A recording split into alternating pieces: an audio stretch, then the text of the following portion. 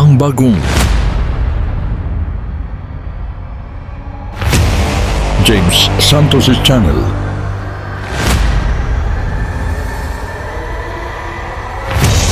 Bagong tema, bagong boses, may komentaryo. Ang pangangaral ni Brother Eli Soriano.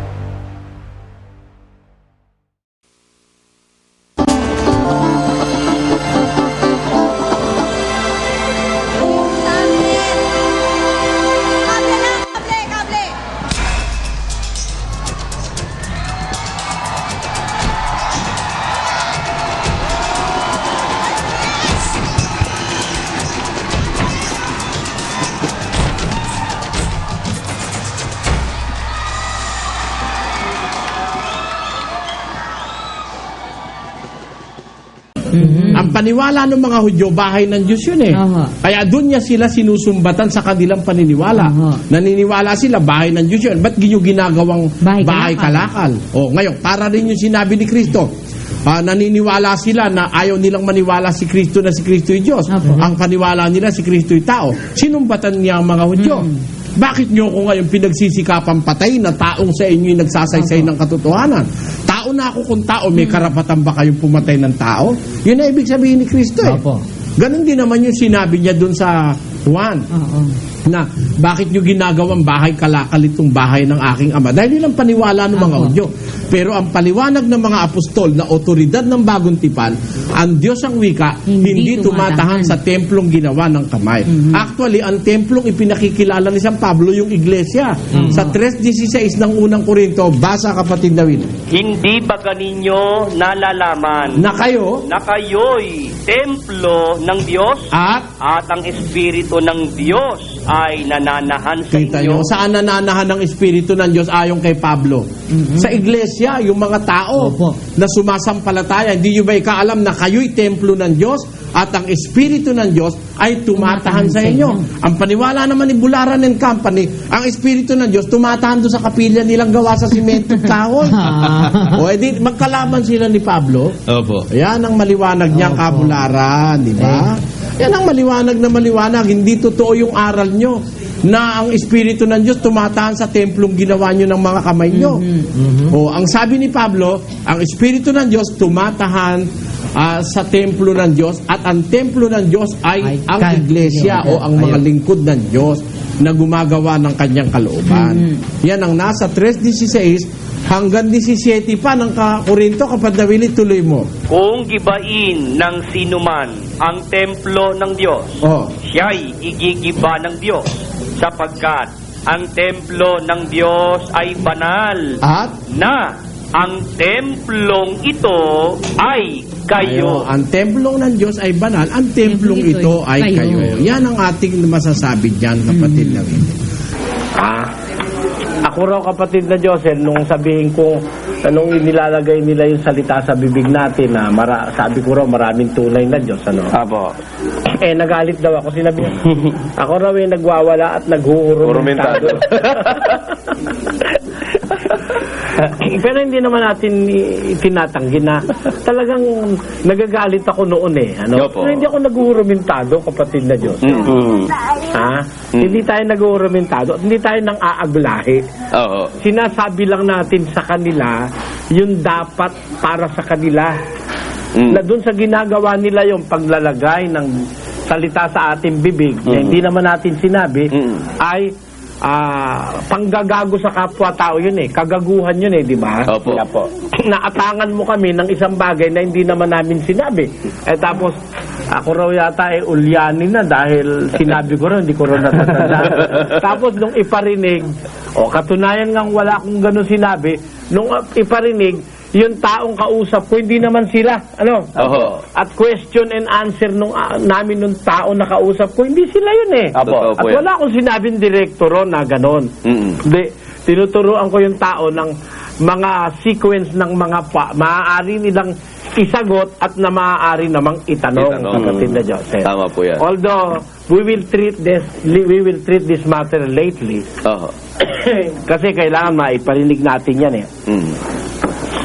maipakita natin sa mga kababayan natin yung sinasabi nila, no? Ang isa pang nahalata ko, namulot na kay Kilyaw. Aba, talaga. Yung mga inedit nila Yung Kilyaw. hindi naman natin sinabi sa kanila, idinagdag nila dun sa sinabi natin para palitawin tayo raw ay nang aaglahi. O edi talagang dapat na makagalitan nga itong mga ito, no? Pero pati yung pagkakataon, kasi yung ginagawa ni Kilyaw, ginagawa nila ngayon. Alam mo kasi, desperado na itong tatlong ito. Kung paano tayo talagang wawasakin at pasasamain sa publiko dahil unang-una, kapatid na Josel, nakakahalata na siguro sila na as we go along, maraming nabubulgar na kasinungalingan ng aral ng Iglesia ni Manano, no? Desperado na sila, nang hiram na kay Kilyaw. Kasi merong mga na-tape si Kilyaw na pinagputol-putol na isang kagaya nilang gago rin naman kasi yun, no? Na hindi pa nga aglahi yung pagsasabi lang yun ng totoo. Na talagang may mga taong gago. Kaya nga lumitaw yung salitang gago, kapatid na Josel, At hindi nila pwedeng iparatang sa akin na yun ay pang-aaglahi dahil hindi pa ako tao, may gago na talaga. Kaya nga nakagisingan ko na lang yung salitang gago, At alam mo kung saan ginagamit ng lola ko yung gago? Saan po ba? Yung halimbawa, inutusang bumili ng suka, ang kauwi-uwi ay toyo. Ay, ang tawag ng lola ko ay gago.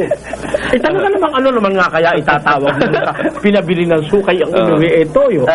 Hindi natural gago nga talaga kayo. Doon ko nakagising ang ginagamit ng lola ko yung salitang gago. Ano? Dahil meron akong isang pinsa na medyo engot-engot, pinabili ng suka, inuwi toyo. Sabi ng lola ko, gago. Ngayon, para sabihin na yun pang-aaglahi, kapatid na Josel. Conforme siguro sa isip ng tao, no? Pag ang tao'y makatotohanan, hindi mo po pwedeng sabihin hindi ka nagsasalita nun Na para bang pinamamarkang napakasama ko raw dahil gumagamit ako nung salitang ganun, ano? Yan daw ba? Para bang si Bularan na hindi gumagamit ng ganun. At para bang sino kayang miyembro niya nakarinig na sa kanya na nagsasalita siya ng ganun. Kayo tumawag lang sa amin nang magkaroon kami ng ebidensya. Kapatid na Joseph. Unang-una sa lahat, yung ginawa nila na, yung kay Kilyaw kasi, ay mga salitang pinagputol-putol na magkakaibang mga panahon. Meron doong salita na ang ginagawa ko ginagaya ko ba yung nagagalit na magulang doon sa anak niya na minumura yung kanyang anak. Merong mga salita na galing sa akin, meron namang mga salita na parang ini-acting ko yung pangyayari sa isang natural na nagagalit na magulang. Ang ginawa ni Kilyaw, pinagputol-putol at pinalitaw na akin lahat yung salita na yun. Yan ngayon ang pinulot nitong Iglesia ni Manalo para tayo ay siraan sa ere, kapatid na Joseph. Totoo po yan. Ang totoo, kung ito lang ay, if this can be ventilated in proper forum, at mapipilitan silang ipakita kung saan ang original niyan, mahahalata ng mga tao na yan ay pinagdugtong-dugtong lang taken from different instances at saka different situations and circumstances na pinagduktong-duktong nila para magkaroon ng malisya, kapatid na Joseph. Yun nga po yan. Yan ang desperate attempt nila para tayo siraan. Kaya, hindi naman tayo hihinto dito, kapatid na Joseph.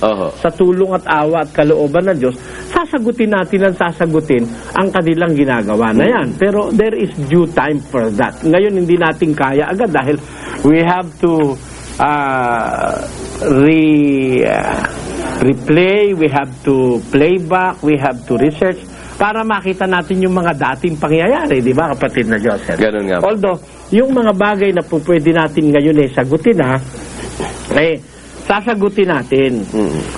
Ang sabi, yun daw salitang sinabi ko raw na maraming tunay na Diyos. Wala akong verbatim na sinabing ganun Walang verbatim, wala silang maipapakita nun Ang ipinarinig nila, yung tinatanong ng tao, sabi ko, ang tanong sa Iglesia ni Cristo, bawa tinanong ka, ilan ang Diyos? Ang sagot, marami.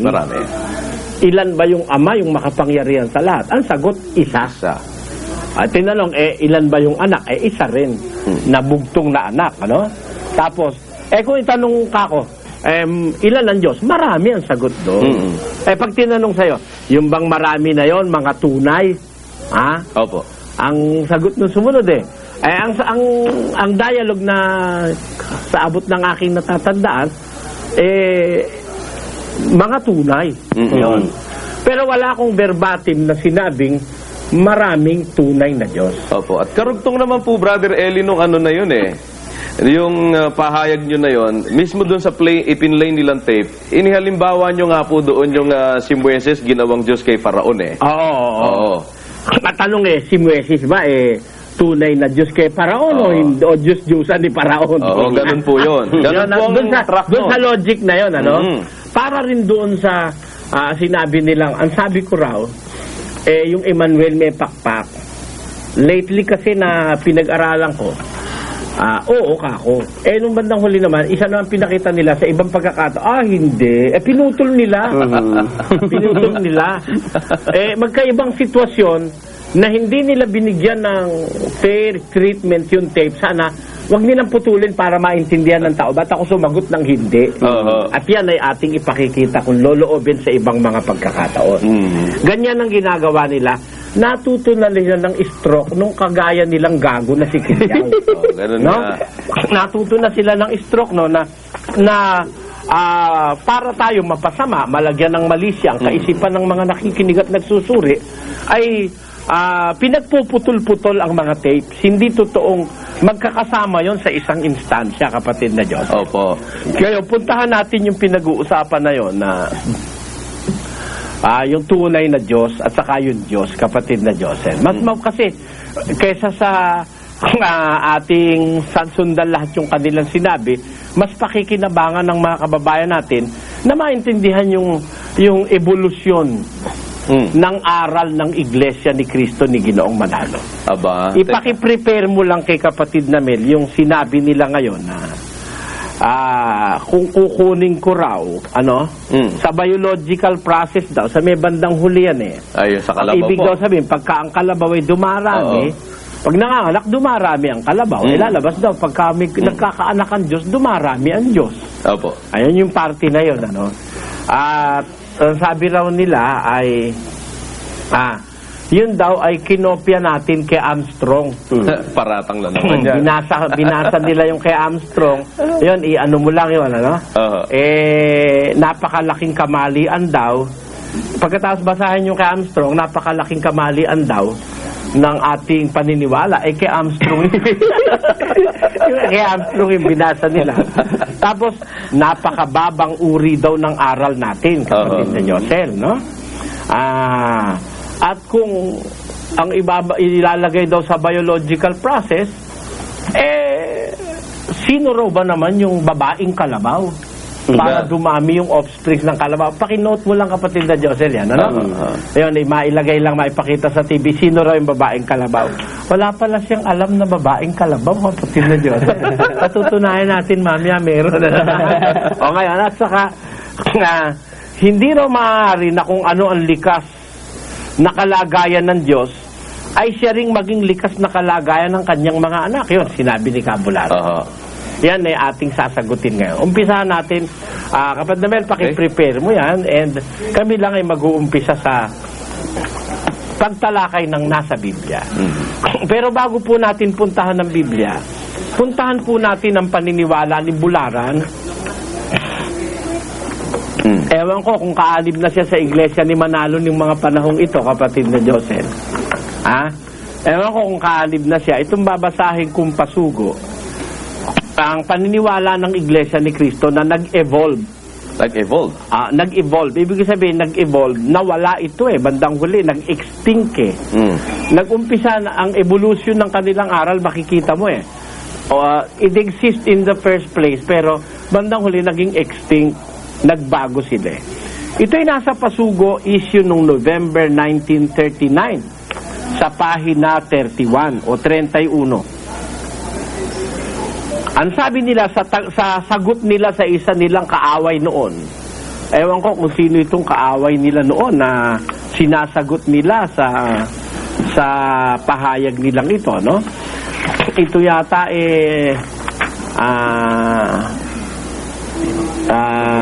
ang ebangheliko na si Ang ebangheliko, ang pahayag ng ito'y isa sigurong magazine o kung ano man ano. Kung ito man paniniwala ng isang samahan. Ang sabi dito sa page 21 ng Pasugo, kapatid na Joseph. Pagkatapos sinabi ng Ginoo, kung ang salita ni Pablo ay hindi nila matanggap na ikapit ang salitang Diyos kay Kristo, ay tahasan kung sinasabi na sila'y mag-aral ng pananggramatika. Pinapag-aaral kami ng gramatika ng Ginoo. Kung hindi daw namin matatanggap na ikapit kay Kristo ang salitang Diyos. Bakit pa kami mag-aaral? Ito tanong ang salta ng mga iglesia ni Manalo, no? Bakit pa kami mag-aaral sa paniniwala na naman naming si Kristo'y tinatawag na Diyos? Na ikinakapit na talaga kay Kristo ang salitang Diyos. Ngunit si Kristo ay hindi tunay na Diyos, kundi tinatawag lamang Diyos. Ito kanilang payag, kapatid na Joseph. Opo. Bakit pa raw sila mag-aaral ng gramatika? Naniniwala naman daw sila na si Kristo ay tinatawag na Diyos at ikinakapit na talaga kay Kristo ang salitang Diyos. Ngunit si Kristo ay hindi tunay na Diyos, kundi tinatawag lamang Diyos. Ang salitang Diyos ay ikinakapit din sa mga anak ng kataas-taasan. Tinatawag din silang Diyos. Awit 82:6, Juan 10:34-35. Eto pala, may aral pala silang ganito. Na yung palang salitang Diyos, kinakapit din sa mga anak ng Diyos. Ano? Ikinakapit din sa mga anghel. Ang sabi, tinatawag din silang Diyos yung mga anak ng kataas-taasan. Tapos, ikinakapit din sa mga anghel.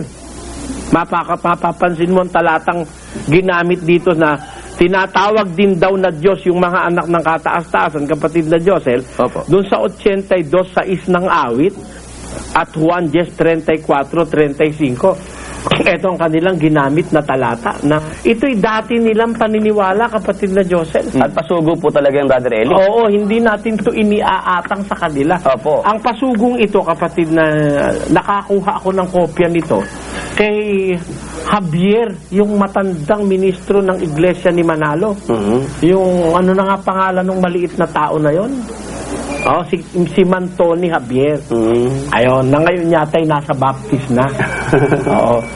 Ngayon, ang sabi rito, ang ginamit pantalata na maraming pinagkakapitan o tinatawag ng salitan Diyos, yung 82:6 ng awit at Juan 10:34-35. At hindi lang pala dun sa mga anak ng kataas-taasan, ikinakapit din sa mga anghel ang salitan Diyos. Naku po, kapatid na Joseph, naniniwala pala silang sa mga anghel din kinakapit ang salitan Diyos. Pwede lalong dumami. Billion na. Oo nga po. At alam mo ang ginamit na talata, Hukom 13:21-22, Genesis 32:28 at Uzias 12:3-4. Ito pa isa, mabibigla ka rito eh. Ano po yan? Si Moises ay ginawang Diyos ng Diyos. At parang Diyos. Exodo 7:1 at 4:16. Kung sa mga anak ng Diyos ay ikinakapit ang salitang Diyos, lalong may katwirang ikapit kay Kristo ang salitang ito. Nakita mo na, kapatid Joseph? Ngunit hindi ito katunayang si Kristo ay tunay na Diyos, kundi siya ay tinatawag lamang na Diyos. Ayun. Ito ang pahayag ng kanilang pasugo, kapatid na Joseph. Ang pasugo nga nila noon eh. Meron pang advertisement, katabi ng advertisement, yung Paco Furniture. Oo, dito sa binasa ko. No? Ibig lang sabihin, kapatid na Joseph, na kanila palang paniniwala yung marami ring tinatawag na Diyos at pati ang mga anghel din pala tinatawag na Diyos. Hindi pala tayo unang nangopya kay Armstrong, sila. Dahil hindi pa ako tao nung 39 nito. 47 ako eh.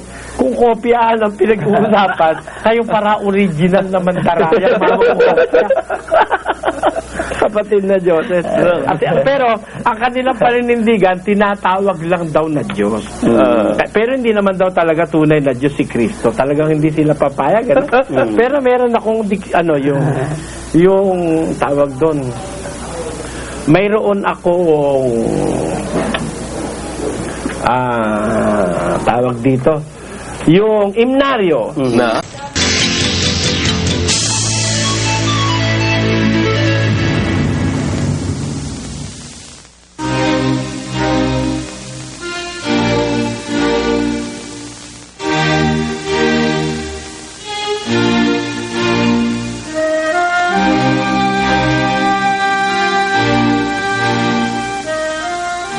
Nalalapit na naman ang eleksyon.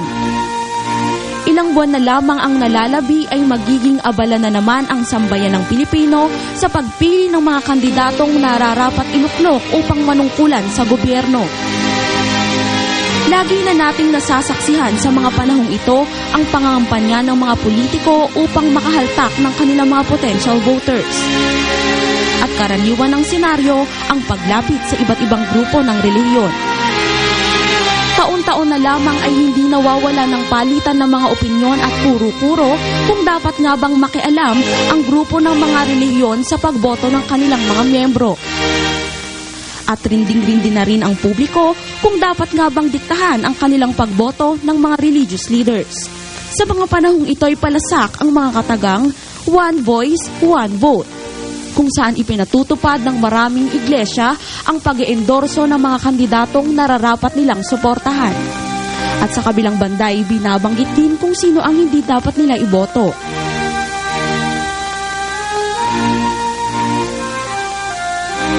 Sa parang ito umano mapatutunayan ang katatagan ng isang relihiyon na sa lahat ng aspeto ng pagdidesisyon at paghatol ay nandoon ang pagkakaisa ng mga miyembro. Dahil dito'y nararapat sundin ang mga otoridad ng simbahan na silang mga instrumento umano upang maipahayag ang anumang ipinag-uutos ng Diyos. At isang mahalagang responsibilidad pa rin umano ng relihiyon na mapangalagaan ang moral at espiritual na katayuan ng isang bansa. Kung kaya't ang sama-samang pagboto sa mga napipisil na kandidato ay siyang paraan upang maituwid ang baluktot na pamamalakad o katiwalian sa politika. Sa paraan bang ito'y maihahalal kaya kung sino-sino ang karapat-dapat na manungkulan sa isang pamahalaan?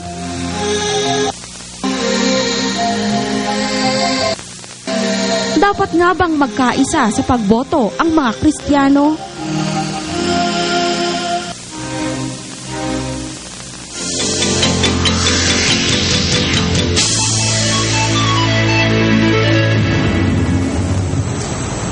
Yan po ang ating kapatid na Luz, yan ang ating topic sa ating running debate. At siyempre pa, palibasa, attorney, nalalapit na naman po ang ating halalan, ano?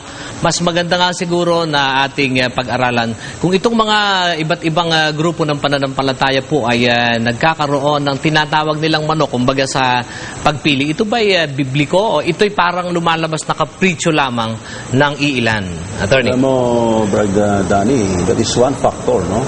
Yung solid vote ng isang grupo na religion ay kinoconsider na mga kandidato. At yan, I've been with the PDP Laban and in Parañaque, naging active ako doon, ano?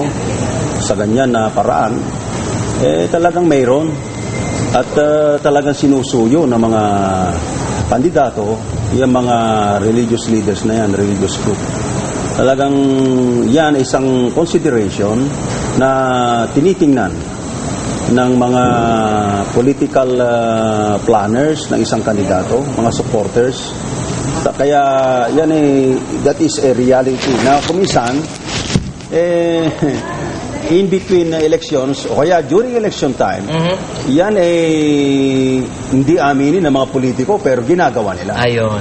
At siguro naman, attorney, bilang abogado po, ay hindi naman siguro ipinagbabawal sa batas yung ginagawa ng kanilang ng ilang politiko na suyuin yung kanilang mga kinikilalang makatutulong sa kanilang opisyo sa kanilang kandidatura. Pero ang usapan po dito ay kasi medyo mahalukay po natin ito mamaya, lalo na pag dumating na si Brother Eli, ay bakit ano nga ba at parang ganito kasidhi ang pagnanasa ng maraming politiko na makakuha ng suporta ng isang puno ng samahan ng pananampalataya, at ano naman ang nagiging bunga kaya nito kung napabura naman siya. Halimbawa, napagbigyan kita, ikaw yung politiko, ako yung leader ng relihiyon, ano naman ang aking maaaring asahan sa'yo sa darating na panahon, kapatid na Luz? Hindi kasi maiiwasan na tayo mag-espekula dahil sa humingi ako ng tulong sa'yo, maaaring mayroon ka namang i-bargain sa akin pagdating ng... Siyempre, may kapalit naman yan, Brad Danny. At siguro, kakailangang malaman din po ng ating mga taga-subaybayan. Kaya sa gabing ito, tumawag po kayo sa lahat ng paraang maaaring yung magamit at ipahiwatig ninyo, iparating nyo sa ating mga taga-subaybay, ano nga ba ang sinasabi ng banal na kasulatan ukol sa tinatawag na pagboto ng isahan lamang o yung sa makatwidbaga ay yung napagdesisyonan ng mga matataas na opisina lamang, kapatid na Willie. Brother Danny, yan nga ang ating obserbasyon dyan. Pagdating dyan sa paghahalal ng mga manunungkulan sa ating pamahalaan, ay naiimpluwensyahan nga ng relihiyon, Brother Danny, itong kanilang mga miyembro, kung sino ba ang kanilang iboboto. Kaya nga nakikita natin na maraming mga politiko ang kagaya nga ng sinabi ni Attorney Rosal na talagang nanunuyo, naniligaw dyan sa mga puno ng relihiyon para nga makuha nila yung boto ng kanilang mga miyembro. Hindi ba ganun, Brother Danny? Correct. At yun nga, ang gusto kong tiyakin kay Attorney Uli, wala naman po, Attorney, palang nagbabawal na batas na bawal ang manuyo. Wala naman pong ganung particular na batas. Hindi naman, part of campaigning yun. Ayon. Pero hindi rin natin maiiwasan na may bunga nga yun. Halimbawa, sinuyo kita na pagbigyan mo ako, maaaring isipin ng tao, siguro may kapalit ito. At malaya naman tayong mag-isip ng gayon. Kaya, para hindi nila aminin yun, pero mayroon. Ayon. Kaya para wag po tayong masyadong magkaroon ng anumang agam-agam, ay atin pong iparating sa ating palatuntunan sa gabing ito ang inyong mga pananaw may kinalaman dito sa ating topic, sa ating running debate. At siyempre, Brother Danny, para nga magkaroon ng linaw itong ating paksa na pinag-uusapan, hindi pwedeng hindi natin bigyan ng pagkakataon si Brother Eli na ibigay naman ang kanyang pahayag tungkol dito. Si Ari Ismael, meron ng pahayag na binitawang kanina. Oo. Yun ay pahayag niya na siguro mamaya mahuhukay pa natin yung mas malalim na dahilan. Kasi kaya medyo din ako dito, kapatid na Willie, dahil sa isang programa sa radyo, hindi ko lang alam, i-correct ako ni Attorney, na narinig ko na kasama si Brother Eli ang palatuntunang ito doon sa parang question ng ating pamahalaan dahil sa nag-i-endorso di umano daw tayo ng politiko, at siguro hindi naman masamang nabanggit ko yun, Attorney, Yung SGS complaint? Opo, kasama si Brother Eli, kaya nga one of the respondents siya ron, among the 5. Kaya siguro sa pamamagitan po ng ating topic na ito, makaklaro din natin, dapat pa kaming kasama dyan o isa nga kami dyan sa mga mayroong ibang stand. May kinalaman dyan sa buong pagboto na yan na galing lamang dun sa ehekutibo. Totoo yun. Ayan. Sige po, kunin na natin, kapatid na Luz. Baka meron po tayo. Bago natin ibigay yung paniniwala naman nating batay sa Biblia, bibigay ni Brother Eli. May caller na tayo dito mula sa line 1. Tawagan natin si Nonoy Lopez from Taguig, Bikutan. Isang nagsusuri. Magandang gabi po, Mr. Lopez. Good evening po. Opo, ano po ang inyong stand? Ang stand ko po, hindi ako sangayon. Bakit po? Kasi tayo may kanya-kanyang pag-iisip para sa iboboto natin. Opo. Kaya dapat, para sa akin lang, hindi pwedeng diktahan ang isang mamamayan o isang mamaya na purkit nasa kalooban na nasa anuan niya ng puno na andiran ay pag-anuan na niya. didiktahan. Ang stand ko, kung anong nasa na isang magbubuto, yun lang ay sulat niya, yung sa kalooban niya. Hindi pwedeng anuhan yung Diktahan. siya. Okay, maraming salamat po, Mr. Lopez. May request pa meron ako. po. Sige po. Sige po, ano po yun? Kasi, maya na ako. Kasi hindi pa nga pala ako nakabati sa inyo eh. Ganun po ba? Mapuputol na. Sige po. Bumati na po kayo. Kasi, ang inis ko na sa iglesia ni Katoy, sobra-sobra na. Kung masusuntok ko lang sa TV yan, sinuntok ko na yan eh. Bakit naman po? Ay, pag nang mandaya siya, sobra-sobra, dinadaya niya nanonood sa kanila eh. Yung palabas kanina, puputol-putulin ng pagdudugsong-dugsongin, kung ano-anong kalukuhan. Ay, para sa akin kako, panluloko na yung ginagawa nila eh. Sawa yung mga Ganun po At saka, ang request ko, hello. Opo. Medyo mahina ang dating niyo ho eh. Sige po. Ano po ang request po ninyo? Ang ang request ko, kung pwede po, yung, di ba yung kay Ismael? Hello? Opo. Sige po. Yung kay Ismael nung nandiyan pa sa inyo, yung pinagsasabi niya, tapos yung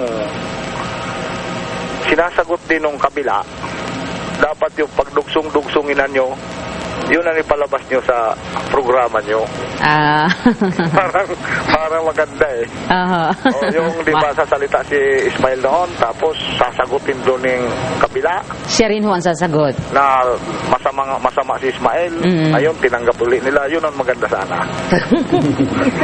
Sige ho, naririnig ho yun ng ating mga... Ay, sinusubaybayan ko po. Opo. Kaya yun ang request ko.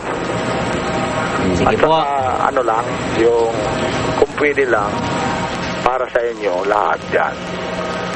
Lahat kayo mag-ingat. Salamat po, Mr. Lopez. Siguro ang galit sa inyo, sagad sa buto na ang mga kabila. Kasi salamat po. malapit na sila matipag eh. Sige po. Pero ang request din namin sa inyo, Mr. Lopez, huwag niyo susuntukin yung TV ninyo, ho. Hindi nyo na kayo mapapanood. Yun nga eh, kung pwede lang sana ako, kung makalapit-lapit lang ako diyan sa sasapakin ko na ako itong mga mandarambong diyan sa kabila eh. Puro pandaraya ang ginagawa nila eh. Nakakapundi. Sige po. Subaybayan na lang po ninyo kami. Maraming salamat po. Salamat. Narito po ho ang isa nating caller mula naman sa line 14, si Candel Aliam, isang Christian from Quezon City. Magandang gabi po. Opo, ano po yung stand? Binabati ko po muna yung mga sa France. Nakakarating po ba tayo doon? Saan po? Sa France. Sa France. Kasi may mga kaibigan po ko doon na inanyayahan na Sa pamamagitan po ng internet. Na makinig sila. Mga dating customer ko. Kasi umaga po doon, bonjour to mi ami. Kilala po na sila tumawag o nag-text na sabi namin ang ko po, hindi po ako sang-ayon na magkaisa sa pagboto yung Kristiyano kung papadikta sila sa mga pinuno nila na gustong saklawan yung kanilang paniniwala na kung sinong dapat nilang iboto. Ang alam ko, dapat magkaisa yung mga Kristiyano sa paggawa ng mabuti, hindi yung sa pagpapadikta sa mga nila, sa mga pastor na kahit labag sa kalooban nila, alang-alang sa nila, sa katayuan nila na hindi pwedeng lumaban sa pamamahala, susundin na nila yung kahit mali. Kasi kung magkakaisa kayo sa pagboto, kahit na alam mong hindi dapat, saka hindi naman karapat-dapat yung taong iboboto mo, mali po kasi yun para sa akin. Okay.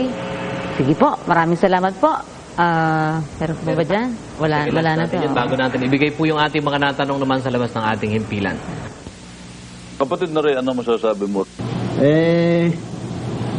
Eto, inaanyayahan ko, kahit sino ministro sa Iglesia ni Cristo, patunayan nila, huwag silang gumamit ng hindi Biblia. Patunayan nila sa pamagitan ng Biblia. Ituro nila sa atin, saan mababasa na magkaisa sa pagboto. Mainit na usaping ukol sa pananampalataya. Ano ang masasabi mo? Paniniwala mo? Ipagtanggol mo. Itawag sa telepono.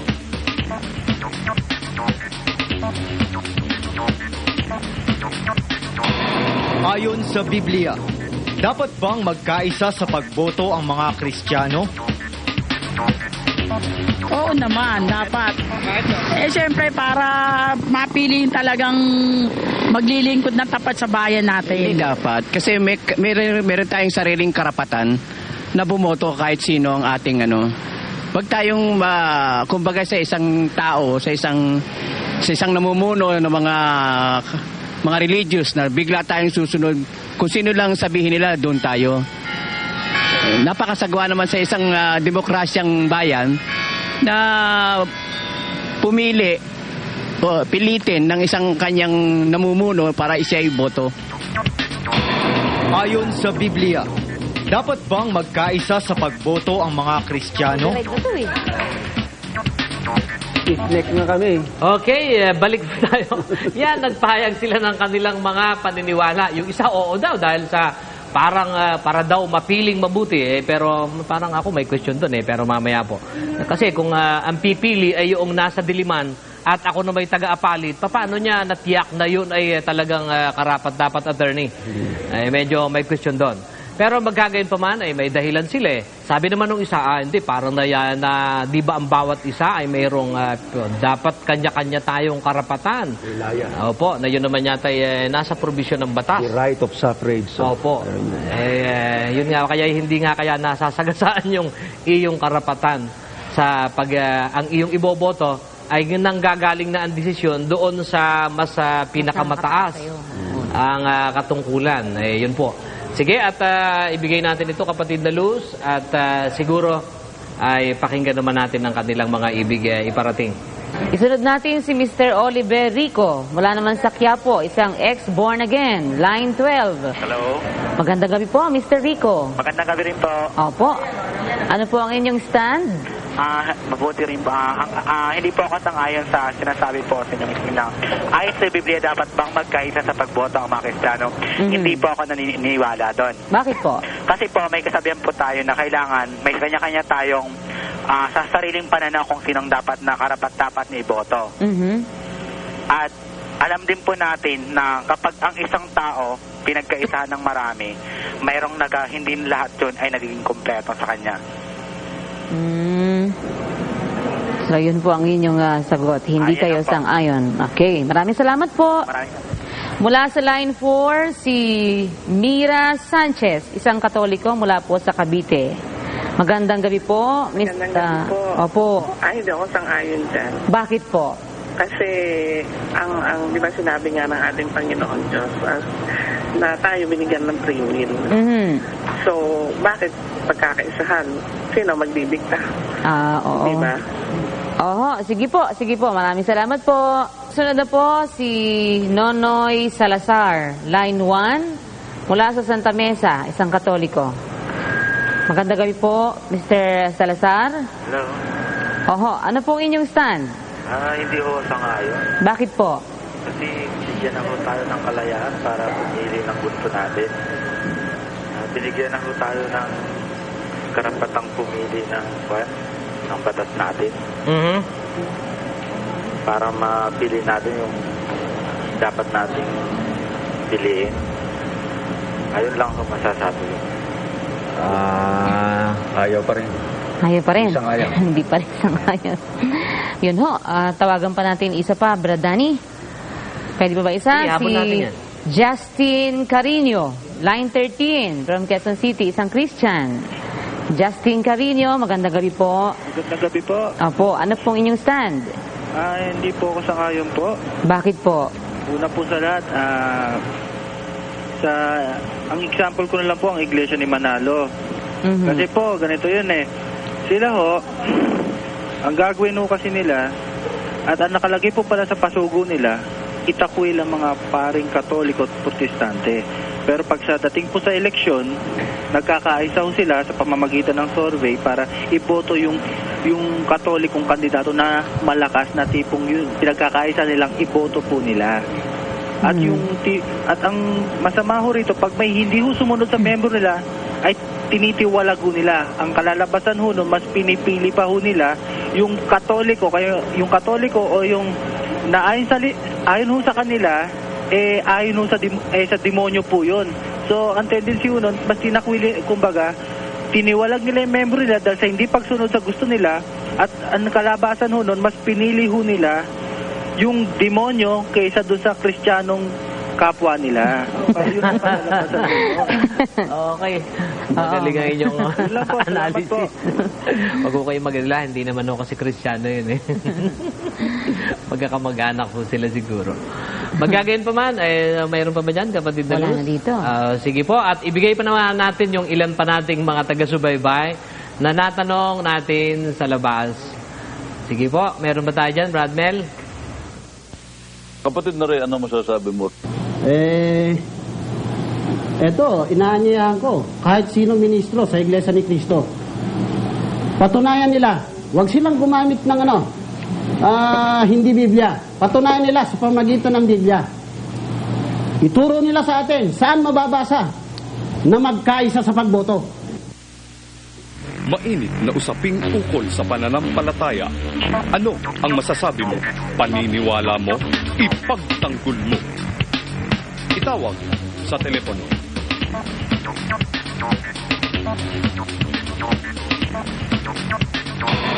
Ayon sa Biblia, dapat bang magkaisa sa pagboto ang mga Kristiyano? Oo, siyempre. Para nga, totally, isa naman ang ating mga relihiyon, iisa ang ating mga salawikain. Dapat kung ano ang gusto ng isa, lahat na tayo magkaisa-isa sa ganung mga magagandang layunin at nang maging maayos naman ng ating bansa. Sagot ko kasi 'di ba, pagdating sa politics saka sa religion, kanya-kanya tayong opinion. Kaya may batayan siguro dapat gawin ng simbahan para at least meron kaming guidelines para alam kung sino dapat iboto. Ayon sa Biblia, dapat bang magkaisa sa pagboto ang mga Kristiyano? Ayan. Sige po, at yan ang kanilang ibig parating. Ano naman ang sabi niyan, kapatid na Luz? Ito naman, mula sa line 14, si Mr. Lawrence Omela, isang nagsusuri sa San Juan. Sang-ayon po ba kayo, Mr. Omela? Magandang gabi po. Magandang gabi po. Sige po, sige po. Sang-ayon po ako na dapat magkaisa ng mga Kristiyano. Pakilakas po ng konti. Sang-ayon po ako sa ang mga Kristiyano dapat magkaisa sa pagboto. Bakit po? Kasi sa akin, kung tinignan natin yung mga Kristiyano, conforme po yung sinasabi ko. Yung mga Kristiyano, iisa yung paniniwala, pananampalataya. Kung kailang yung base doon sa pananampalataya nila, tulad halimbawa, yung magkaisa sa pagtingin ng tao, yung buting tao, doon sila magkaisa yung ito ibubuto natin yung mabuti ito. Pero katulad ng ginagawa ng mga Iglesia ni Cristo ay malabo po yun. Hindi po ako sang-ayon din dahil hindi naman yung basis nila yung mabuting tao. Kahit barumbado basta napagkaisa nila wala ganon sila Kung ang pagboto na mabuti, yung tinitingnan nila yung yun ang maganda para sa Kristiyano. Ayun. Ayun lang po. Sige po, maraming salamat po, Mr. Omela. At isa pa rin, mula naman po sa Quezon City, isang Katoliko, Mr. Faith Diwa. Magandang gabi po. Sige po, ano po inyong stand? Hindi po kami asang-ayon sa magkaisa sa pagboto. Bakit po? Siyempre, may kanya-kanya tayong pili dyan hindi po kagaya ng ibang reliyon. May bidding ho dyan Opo. Halimbawa, pupunta isang politika na ganito ang gagawin. Mag-uusap sila nung pangulo ng simbahan kung anong ipagagawa. Ganun ang ginagawa dyan matalo't manalo, halimbawa, pinangakuang pipinturahan yung simbahan. Ganun ang mangyayari doon. Kaya hindi po maganda yung ginagawa ng ibang reliyon. Ganun lang po. Okay, maraming salamat po. Ito pa po ang isa mula sa line 13, si Dennis Villa, ex-Catholic from Cubao, Quezon City. Siya naman po ay isang ayon. Mr. Villa. Hello. Opo. Magandang gabi po. Gandang gabi po. Sangayon po ako. Bakit po? Sangayon ako, lalo-lalo na kung si kapatid ni Eli ang magsasabi ng ng iboboto. Dahil naniniwala ako na tapat na mga si Brad Eli, hindi siya nagtuloko ng kapwa niya. Hindi po ba kayo naapektuhan ang sinasabi ng mga kaaway natin na si Brother Eli daw po si manloloko, si manghuhot-hot? Ay, nako. Yung mga iglesia ni Cristo na yan, mga walang magawa sa buhay yan. Kaya hindi kasi nila kayang lumaban ng diskusyon sa TV. Kaya kung ano-ano na lang ang sinasabi nila. Para makapanira lang, ayun, maninira na lang sila ng maninira, personal. Pero sa aral, wala silang binatbat. Probado na rin Ayan. Pwede mo bang bumati sandali? Sige po. Binabati ko yung mga magulang ko, baka nanonood sila ngayon sa SBN, si Leonila Villa, saka yung anak ko, si Daldal, si Luz Biminda Villa, Jeronimo po. Salamat po. Sige po, maraming salamat po. Salamat po. At siguro bago tayo kapusin ng oras, kapatid na Luz, marami po kasing ibig ding maitanong yata si attorney kay Brother Eli tungkol dito. Meron din po kasi akong maitatanong mamaya. Ibato po natin kay Brother Eli. Brother Eli? Yes? Doon po sa ating proposisyon, sa ating running debate, masama po ba sa Biblia yung magkaisa sa pagboto ang Kristiyano? Parang kasing nagiging ano po ito, parang magandang dinggin sa pandinig ng iba na, kami, solid kami. Ano po ba ang sinasabi ng Biblia po tungkol dito? Alam mo, ang pagkakaisa, utos sa Kristiyano yan Pero dapat itanong sa Biblia kung saan sila dapat magkaisa. Oo nga naman. Kasi kung ang pagkakaisa, lalagay mo sa lahat ng bagay, dapat pare-pareho kulay pa rin ng damit. Di ba? Opo, ganun talaga. Lahat ng bagay, pagkakaisahan, dapat. Magkakaisa tayo ng damit, sapatos, supermarket, pagkain, at saka lahat-lahat ng bagay, di ba? Kung ang dinadahilan ng iba dyan ay pagkakaisa. Miski doon sa iglesia ni Manalo, pati yung bubong ng kapilya, merong kulay pula, merong kulay berde. Opo. O di hindi sila nagkakaisa sa kulay ng bubong ng kapilya, di ba? Di ba ganun? Opo. Hindi nila kayang patunayan sa lahat ng bagay nagkakaisa sila. Bakit merong special concern pagdating sa pagboto? Magkakaisa. Oo, may hiwagang nababalot doon. Ngayon, alam mo, isang pandaraya na sabihing sila'y nagkakaisa sa pagboto Bakit po? Hindi totoo yung camouflage lang yun. Hindi nga sila nagkakaisa, may itinitiwalag sila pag hindi ibinoto Hindi pagkakaisa yon, pagdidikta yon ng puno kung ano sino iboboto. Na pag hindi mo binoto, ititiwalag ka. Di ba? Yun ang realidad sa iglesia ni Manalo, hindi yung pagkakaisa. Kasi yung pagkakaisa, we have all submitted our opinion and we came unto a conclusion na yun ang ating iboboto. Opo. Pero yung mag-iintay ka ng survey, at iintayin mo yung 2 araw na lang, iintayin mo yung tasya nung pangangasiwa na sinasabi, hindi pagkakaisa yung pagdidikta yon, labag sa konstitusyon yan. Yang isuppress mo yung right to suffrage. Dahil nasusuppress yun, dahil nga under the pains of excommunication and the fires of hell, pag hindi mo ibinoto yung gusto ng puno, todas ka, ititiwalag ka. Opo. Kaya labag na sa Biblia, labag pa sa konstitusyon. Pag-uusapan natin yan, ma'am. Ganun pala yun. Ayun. Ibig mo sabihin, Brother Eli, itong mga samahang ito ng pananampalataya na para bagang pinalilitaw po kasi nila alinsunod doon sa isang labas ng babasahin na opisyal na pinalabas ng Iglesia ni Cristo ni Manalo, ay ang kanilang argumento po, yun daw po kasing pinakapunong opisina, yun ang kanilang pinanggagalingan ng kanilang pagpili, sapagkat yun daw po yung kasangkapan ng Diyos o instrumento ng Diyos. Kaya yun daw po ang doon daw dapat manggaling ang desisyon. Hindi pagkakaisa. Alisin na nila yung sinasabi nilang pagkakaisa. Nagkukubli sila ron sa sitas ng Biblia, nagkakaisa sila. Hindi sila nagkakaisa nun. Nakikipagkaisa sila sa gusto ng isa. Ayun. iba nga pa. Iba yung nagkakaisa. Kapatid na Dani, iba yun. Ang nagkakaisa, pinagkaisahan, halimbawa, ang desisyon ang galing sa lahat.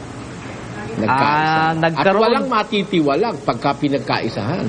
Totoo po bakit may natitiwalang? Ibig sabihin, yung natiwalang, hindi ka isa. Diniktahan, hindi sumunod, kaya natiwalag. Ganun yun. Baka iboto na, baka tayo demanda na naman. Yan naman ang totoo eh. Diba? Yun nga po. Mahirap naman akong yung madaya sa mga salita. Kahit pagbalik-balik tayo mo yung salitang Tagalog, kahit na ang pagkaka-pronounce niya na hindi tama, alam ko pa rin ang kahulugan niyan. Halimbawa, yung tubo na-pronounce na tubo o tubo, basta conforme sa paggamit sa salita, naintindihan ko yan, kapatid na Dani, basta Tagalog. Ayun. Para lang yung Kastila, kamali ka ng pronunsasyon, hindi ka taka-taka, hindi ka naman Kastila eh. Ngayon, may nagyayabang dyan, marunong siya Kastila. Bobo! Yung puno mo, pag Kastilain mo, hinahamon ko. Bakit ikaw ang isusubo sa akin? Nag-aral ka niyan. Yung puno mo. Para masukat ng bayan kung sino talaga ang totoo. Dahil kung nasusukat yung totoo sa kaalaman sa wika, edi hamon ko yung puno mo. Mag-Inglesan kami, mag-Kastila kami, mag-Kapampangan kami, mag-Ilocano kami. O tingnan natin kung sino mas maraming alam na wika. Na kinasihan ng espiritu na magsalita ng iba-ibang wika. Hindi naman ikaw yung puno mo, yung libetaw mo, pag Kastilain mo, tingnan ko kung di magkamali sa pronunsasyon. Ayan nga, oo nga naman, kapatid na Willie. Biro mo nga naman, naglitaw ng, kapatid na Willie, isa pang narinig ko kanina, bagaman na maaga pa ito, biro mo cum laude, summa cum laude. Lahat ng laude yata ay pinakyaw nun Pero nananatili ang katotohanan, takot kasi debate. Kung totoo ikaw ay cum laude, di lumabang ka. Kaya lang, bawa ka namin labanan at labanan ka ni Brother Eli, kumuha ka ng kumpirmasyon, kunin nyo ang pahayag ni Ginoong ng puno ninyo, kung sino man yon, at sabihin niya, ayaw ko, takot ako, ito na ang ilalabang ko, ito, cum laude ito. At lalabanan ka namin. Sa television, Brother Danny. Sa TV. hindi dapat makalimutan na yung dapat na maging paghaharap ay sa television. Kasi iniiwasan nga nila yung Brother Danny Ayaw nilang i-touch na ang dapat na maging pag-uusap hindi sa plaza ng Pilipinas o sa alinmang lugar, Brother Danny, kundi dapat ang pag-uusap mangyari sa harap ng camera ng telebisyon. At saka sasabihin nila, ako ron, naghahamon ako sa Luneta. Matagal na yun. Opo. Wala pang terrorist noon. Ngayon maraming terrorist. No? Mahirap na yun. Kaya mas maganda ngayon sa TV. Matagal na yun At saka punta na yun yung sinabi ko na yun sa Luneta. Hindi pa uso terrorist noon. Opo. Ngayon maraming terrorist. O diba? Kung bombahin tayo ng terrorist. O diba? Ano gagawin mo? Hindi napahamak lang yung mga tao, di ba?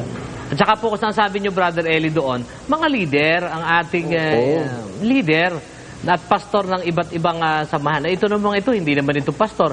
Tagapagkyaw lang naman ito ng puno nilang hindi naman nagsasalita. Ang ating pagsalitain nyo dyan, yung opisyal nyo, puno, yun ang pinakamaganda niyan, walang marami na. Kaya lang, dinadivert nitong mga ito para wag maobliga yung inyong puno na magsalita. Dahil kapag nga naman pag nagsalita, medyo sumablay, mas nakakahiya, kapatid na Willie.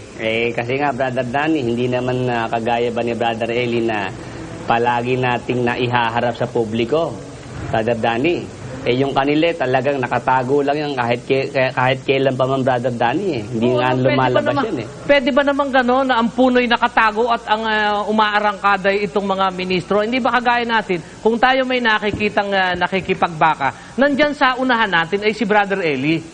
Hindi yung si Brother Eli nakatago at tayo yung nasa harapan. Hindi, nandyan po sa harap si Brother Eli. At pag ang puno naman ay gano'n, ay payag naman akong sumama kahit saan. Eh, yun ang sinasabi palagi ni Brother Eli eh. Kumbaga sa nagsasabong Brother Danny, alin ba ang dapat na magsabong? Hindi ba yung dapat na talagang yung parehas na tandang o parehas na inahin? Diba? Yung tandang. Eh, saan ka naman nakakita ng isinasabong mo'y sisiw? Sa kanila. Yung inahin nakatago sa mga sisiw. Yung sisiw ang nakikipagpupugan. Oo. Matalo mo man yun. Ala ka naman karakanan mo. Ano naman na? Nako. Yan po mga diversionary tactics lamang ng ating mga kaibayo. Pero sige, pabatiin na po natin ang ating beloved host, kapatid na Willie. Ano ba yan? Ini-intriga ka kanina. Nako, lagot. Ela talagang hindi kaya ng barko eh. Hindi ba pwede i-cash out na lang, Brother Josel? Grabe yung traffic mo naman. Sige, MOS muna tayo. Kapatid na rin, ano masasabi mo? Eto, inaanyayahan ko, kahit sino ministro sa Iglesia ni Cristo, patunayan nila, huwag silang gumamit ng hindi Biblia. Patunayan nila sa pamagitan ng Biblia. Ituro nila sa atin, saan mababasa na magkaisa sa pagboto. Mainit na usaping ukol sa pananampalataya. Ano ang masasabi mo? Paniniwala mo? Ipagtanggol mo. Itawag sa telepono.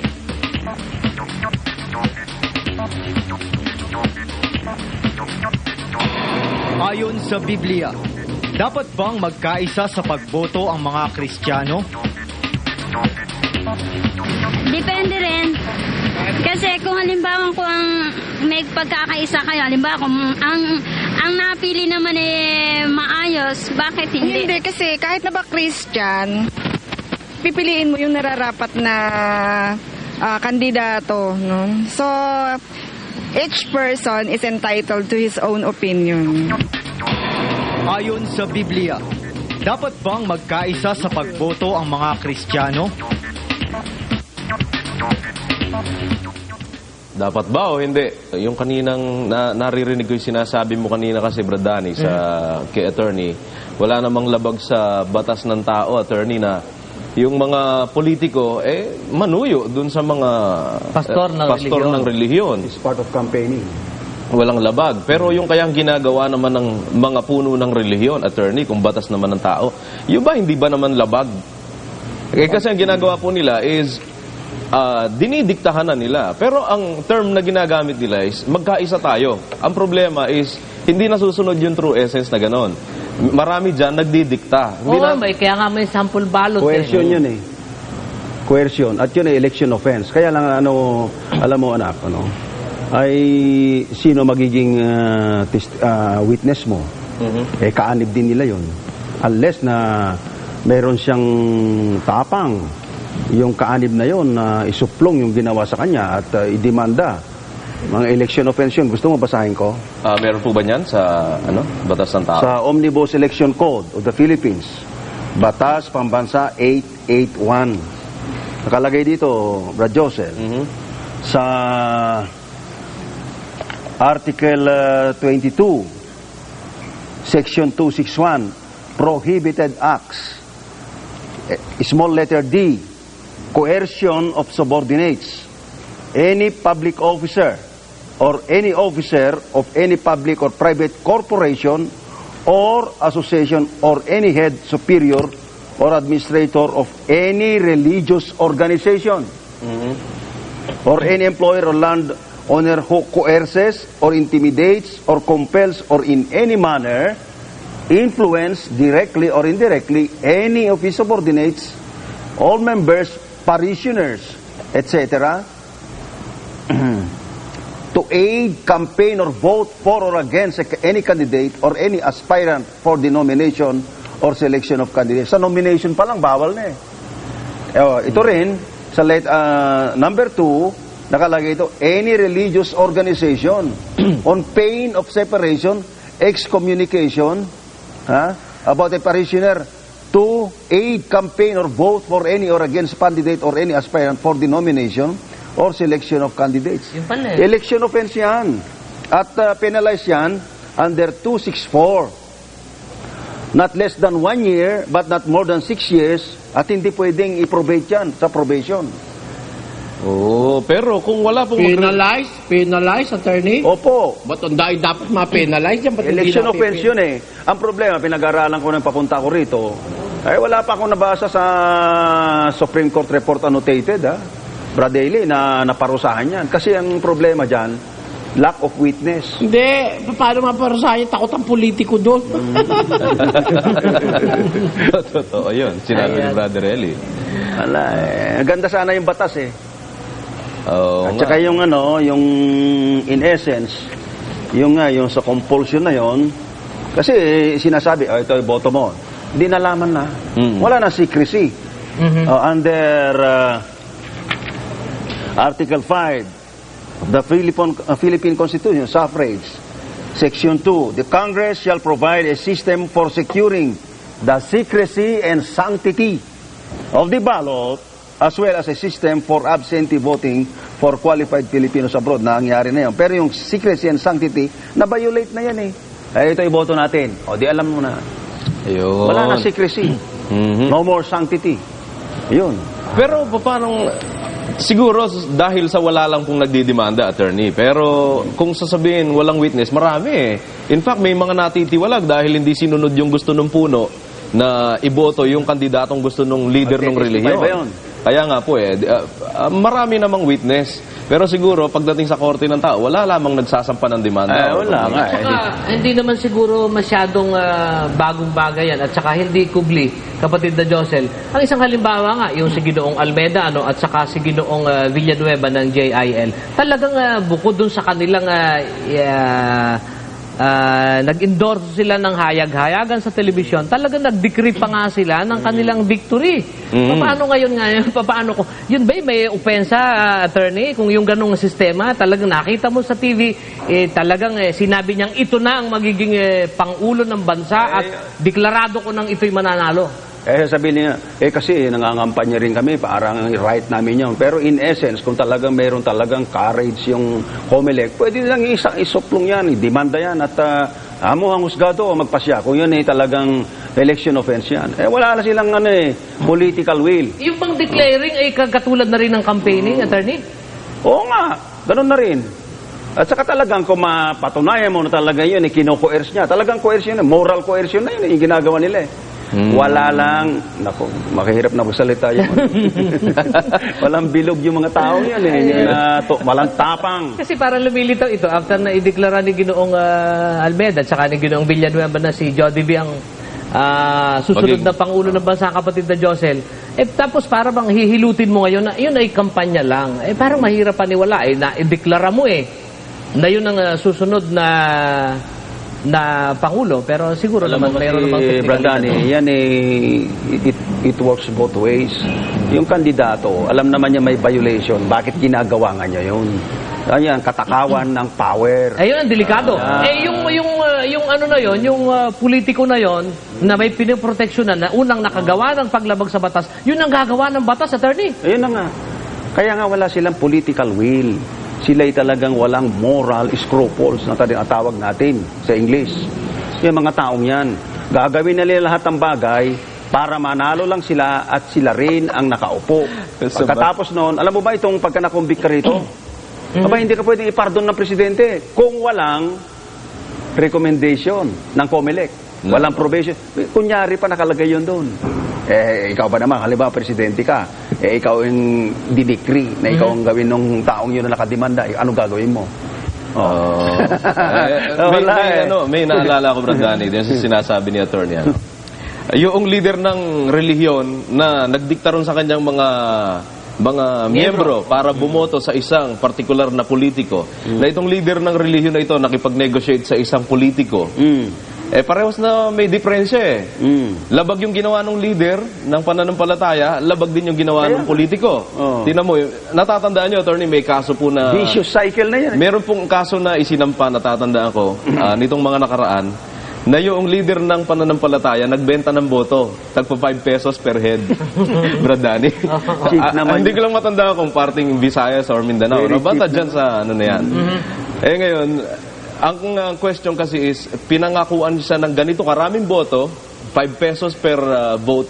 Kasi ganito karami, ganito karaming milyon ang miyembro ng leader, namili naman ng boto itong magaling na politiko. It turned out na pagkatapos naman ng halalan, hindi lumitaw yung boto. At malayong-malayo doon sa binayaran niya, dami ng boto supposed to be na inaasahan niya, nalilitaw. Umaasa siya, ganun karami miyembro ng leader ng pananampalataya doon sa lugar na yon, kaya siya nagbayad naman. Attorney, di ba pareho silang may offense? Tsaka immoral consideration yun, vote buying yun, di pareho silang kalabos. May hindi mo masabing istapa ginawa niya eh. Dahil nahihiya na siya magdemanda eh. Kita mo? Kung gumagawa sila ng gano'n, kagaya ng totoo yun na sinasabi ni kapatid na Josel, halimbawa ay nagkataon siya nga ang gumagawa ng batas. Anong batas ang ating maasahan dito sa ating bansa?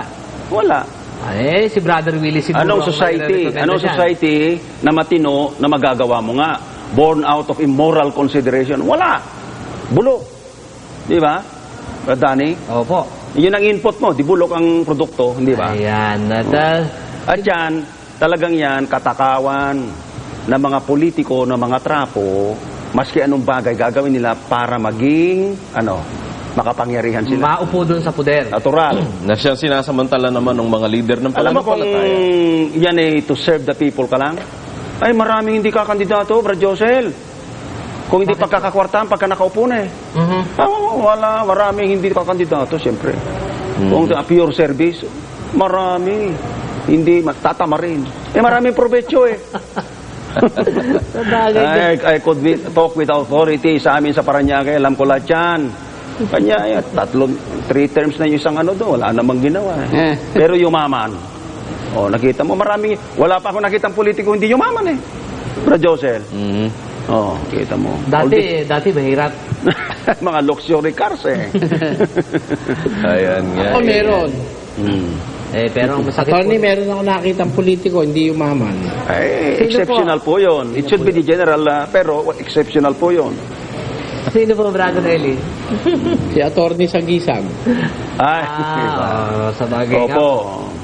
Kanina po, wala mang bodyguard eh. Ex-Senator of the Republic, ex-Chief Legal Counsel of the President of the Republic. Walang bodyguard eh. Wala. Pero yung mga ex-senator niya, kala mo, dami-daming backup cars, bodyguard. Ito kanina, wala. Naghiwalay lang kami, goodbye, pareho kami. Lakad na kami. Naglalakad din ako. Ayan. Kaya kasi kapatid na Josel natin yung pinag-uusapan ng mabusisi, ito po kasing eleksyon, alam natin, ito ang uugit ng gobyerno na ating kinabibilangan. Kung ganyan kakurap ang malalagay na politiko na, granting na, kasi hindi nga naiiwasan yung palitan ng pabor, kapatid na Josel Dahil kung ikaw ay pastor, hihingi ako ng tulong sa'yo, akong politiko, ano mang kapritsyong hingin ko sa'yo dahil sa napanalo kita ng mga miyembro kong naisahan ko, obligado kang ibigay or else, ibubuko kita. Pero hindi sana siguro magkakaganon, attorney, ewan ko lang po, and Brother Eli, kung hindi ginagawa ng mga leader ng pananampalataya yung ganyang maling practice sa relihiyon na pagdidikta or yung sinasabi nilang pagkakaisa. Kasi meron sila sinasabing vote na solid vote Kung wala nun, ano naman ang gagawin ng politiko para makipag-negotiate pa at manligaw at lahat doon sa mga leader ng pananampalataya, di ba? Alam mo, Brad Joseph, born out of necessity yun Siyempre, may protektahan sila ng mga, mga bienes, mga kanilang vested group. Marami silang pinoprotektahan. And they have to resort to anything na ma-assure yung kanilang interest, maprotektuhan. Ganon yan. Out of kinship, culture, and most of all, yung vested interest sa Brad Josel. Yun. Opo. Kaya ko lang din nasasabi po, attorney. Tingnan nyo, bakit dito sa atin walang ganong mga kapursiging mga politiko na halos maglulumuhod sa iba eh. Hindi ginagawa sa atin kasi walang ganong dinidikta si Brother Eli sa general membership ng kapatiran na ito ay boboto natin. Ang hindi boboto dito ay ititiwalag natin. Ang hindi boboto dito hindi natin kaisa yan, hindi natin tunay na kapatid yan. Wala akong ganon si Brother Eli kasing sinasabi sa kapatiran. Kaya yung mga politiko, alam nilang walang ganon dito sa atin. Wala rin namang... May tawag ako doon sa ganon, with due respect to all, wala akong particular na tinutukoy yung mga ganon. Mas in any decision for that matter, not only in the voting, etc. Basta any decision in a general manner. Basta dito tayo ganon, solid tayo. That is unanimity of the grave. Doon ka tumira doon sa Manila Memorial Park. Lagi kong sinasabi nung araw, you want unanimity of the grave, diktahan ka, punta ka sa Manila Memorial. Doon ka tumira. There is no more freedom. Hindi ba? Hindi naman tayo ganon na uto-uto, hindi ba, Brad Josel? Mga uto-uto lang yun, yung mga ganong dinidiktahan, halimbawa, di ba? At para po hindi maging hypothetical naman ng kapatid na Josel, sabi nung may nagtetext sa atin hindi may batayan po kami sa Biblia at siguro maitatanong nga po natin kay Brother Eli. Ang batayan daw po nila Brother Eli ay yung nasa unang Korinto 1 at yes, ang isa nga dito ay inalimbag din ito. Nabasa ko po dito sa isang aklat ng Iglesia ni Cristo. Basahin natin. Ang unang Korinto 1:10. Opo.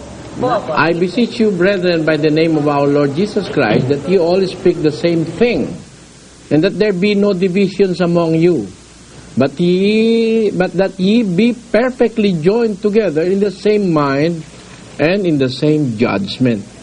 Yan ang binabatayan nila para sabihin na dapat magkaisa sa pagboto, kapatid na Josel, no? Oo nga po. At yun daw pagboto, yun daw ay judgment. Kaya dapat the same mind and in the same judgment, sabi. Alam mo, ang kausap nito ni San Pablo, mga Kristiyano sa Korinto. Opo. Kaya kukunin mo yung pinaka-konteksto. Bakit sinabi ni Pablo na magkaisa sila sa isang pag-iisip at sa isa lamang paghatolan, sabi. Bakit? Tuloy natin, kapatid na Josel, sa 11. Dapat ganyan ang pag-aaral ng Biblia. Sa 11. Sapagkat ipinatatalastas sa akin tungkol sa inyo, mga kapatid ko, ng mga kasangbahay ni Chloe, na sa inyo'y may mga pagtatalo-talo. Tatalo-talo pala sila Kaya ayaw ni Pablo may talo-talo, may division. Magkaisa kayo ng pag-iisip at magkaisa kayo ng judgment. Bakit? May pagtatalo-talo. Anong pinagtataluhan? Tuloy. Ibig ko ngang sabihin ito na ang bawat isa sa inyo ay nagsasabi, ako'y kay Pablo, at ako'y kay Apolos, at ako'y kay Cephas, at ako'y kay Kristo. Tuloy. Nabahagi baga si Kristo? Ipinako baga sa krus si Pablo dahil sa inyo? O binautismuhan baga kayo sa pangalan ni Pablo? Kita mo. Kaya pala naman nagkaroon ng ganong salita si Pablo. Kasi yung mga miyembro sa Korinto, namimili ng kani-kanilang gustong apostol at mangangaral. Yung iba kay Kristo, yung iba kay Apolos, yung iba kay Pablo, yung iba naman kay Cephas. Kung ating kukunin ng malalim dito, ito namimili nagsasabi ako kay Pablo. Yan puro Kristiyano yung pinipili nila na yan. Pinagbawalan pa sila ni Pablo na magpilian. Dahil Kristiyano na nga yan pinagbawalan pa silang magkabahagi. Di magkaisa sila sa lahat. Ibig sabihin, sila lahat kay Kristo, sila lahat kay Pablo, sila lahat kay Apollo, sila lahat kay Cephas. Tapos idadivert mo yan, sasabihin mo sa pagboto. Ito nga Kristiyano, bawal ngang magkabahagit, magbutuhan dyan di ba? Yung pang hindi Kristiyano, ang sa politika pa i-applyan. Kabaligtaran nung sinasabi ng Biblia yung tinuturo nila, kapatid na Joseph. Oo nga po. Kabaligtaran yun. Ito kasi mga Kristiyano na namimili ng kani-kanyang ministro, pinagbawalan ni Pablo. Ito namang iglesia ni Manalo, sila mismo namili ng kanilang kandidato na hindi Kristiyano at pinupuwersang ipaboto sa miyembro at pag hindi ibinoto, ititiwalag. Hindi ba coercion yun? Pamumuwersa. Tinitiwalag mo eh. Kung walang tiwalagan, hindi mo masasabing coercion, di ba? Oo nga po. Pamimilit sa miyembro na sumunod sa gusto nila. Yan ang sinasabi ko. Kaya kung diwa ng Biblia kukunin mo, itong sinasabi ni Pablong ito na magkaisa kayo sa isa lamang pagsasalita at isa lamang paghatol, may kinalaman ito sa pananampalataya, hindi ito sa politika, kapatid na Josel. Ano? At para patunayan natin na hindi ito sa politika, alam ni Pablo yung sinabi ng Panginoon na ibigay nyo kay Cesar ang kay Cesar at ang sa Diyos ay sa Diyos. Magkahiwalay ang politika at relihiyon. Tinuruan sila ng diwang ihiwalay ang politika sa relihiyon. Dahil render unto Caesar the things that are Caesar's and unto God the things that are God's. Yun ang sabi ng Panginoong Jesus. Yun ang base ng separation of the church and the state. Ang ginagawa ngayon ng mga iglesia ni Manalo, pinaghahalo yung hindi dapat paghaluin. Ayan. Kaya malaking kamalian yan, Brother Josel. At naman kasi dyan dapat magkaisa eh. Yan sa pagboto. Yan yata ang ating susunod na preposisyon eh. Yan, kung saan dapat magkaisa eh. May kadugtong ito eh. Naibalita sa akin ng ating director na eh. Ano ba yung susunod nating preposisyon? Yan. Ito po at ating Ukol sa pananampalataya. Ano ang masasabi mo? Paniniwala mo? Ipagtanggol mo. Itawag sa telepono. Pag-uusapan sa Martes. Ayon sa Biblia, ano ang dapat pagkaisahan ng mga Kristiyano? Yan. Pagboto ba, kapatid na Joseph? Ano ang dapat pagkaisahan ng Kristiyano? Yan pala ang ating susunod na proposisyon. Kaya ipepending ko na muna yung sagot ko. Di ba? Hanggang sa susunod natin preposisyon. Tuesday. God willing, yan po ang ating pag-uusapan. Pero dapat maintindihan, yung ginagamit nilang batayan na pinagbabatayan nila para sa pagboto, yun nga ang kabaligtaran. Ang kahulugan nun. Kasi nagpilian yung mga kapatid kung sino-sino ministro nila. Mga Kristiyano sila. Kristiyano rin yung pinipili nila. Pinagbawalan sila ni Pablong magkaganon. Eh lalo pa namang, sabihin mo naman ngayon sa labas naman na hindi Kristiyano ipipiliin mo. Na ayon din sa kanilang pasugo, demonyo naman itong mga ito. Na mga Katoliko at Protestante, sabi nila sa pasugo, mga sa demonyo. Eh ba't mo pipiliin ngayon sa demonyo, ipaboboto mo sa miyembro mo, pagkatas pag hindi binoto, ipagpapalit mo yung miyembro mong Kristiyano, ititiwalag mo, dahil doon sa hindi niya binotong demonyo. Di ba ganun yun? Ay, ang ganda ng analysis ng isa nating caller kanina, di ba? Ayan. Yan po ang ating abangan. Ha? May karugtong pa ito, kagaya ng ating pinagaan for Tuesday's episode. Hindi pa tapos yan. Abangan nila yan. Hanggang sa 2004 election, topic natin yan, Brother Joe. Maganda yan. Maganda yan. Lalo na, papalapit nga po naman ng halalan. So, dapat alam natin ang ikikilos natin. Hindi lang yung batay sa batas ng tao, kundi lalo na po yung batay sa banal na kasulatan. Correct. At ano ang sinasabi ng Biblia sa mga taong ginagamit ang kanilang mga miyembro upang ipangalakal ang kanilang mga miyembro sa politiko, kapatid na Josel. Kasi ayan naman yan. Pag-uusapan din natin yan. At saka ipipicture pa yata sa ano yan legal at spiritual yan, pagkakatiwalag ng isang tao dahil sa hindi siya sumunod sa pagboto Ayun. Ang gaganda nitong mga topics na ito, no? Natatandaan ko, Brother Eli, meron pa nga tayo na interview dati, talagang itiniwalag sila dahil sa hindi nila ibinoto po. Oo. Meron po tayong file noon Oo, ipipicture natin yan, sisters. Kasi, kapatid na Luz, bawal daw yun Brad Josel bawal. At yan po ay pinatutunayan ng kanilang aklat sa 256 ng pagbubunyag, kapatid na Josel. Ito ang paliwanag Ang utos na ito ng Diyos sa pamamagitan ni Apostol Pablo ang tinutupad ng mga iglesia ni Kristo sa kanilang lubos na pagkakaisa sa pagboto o paghahalal ng mga pinuno ng bayan upang mamahala. Bawal ng Diyos sa mga kaanib sa iglesia ang magkaroon ng pagkakabahabahagi o pagpapangkat-pangkat. Bawal magkaroon ng pagkakabahabahagi saan? Sa pagboto? Sa pagboto raw po, Brother Eli. Hindi sa pagboto yan. Bawal magkaroon ng pagkakabahabahagi within the church. Ayon, klaro.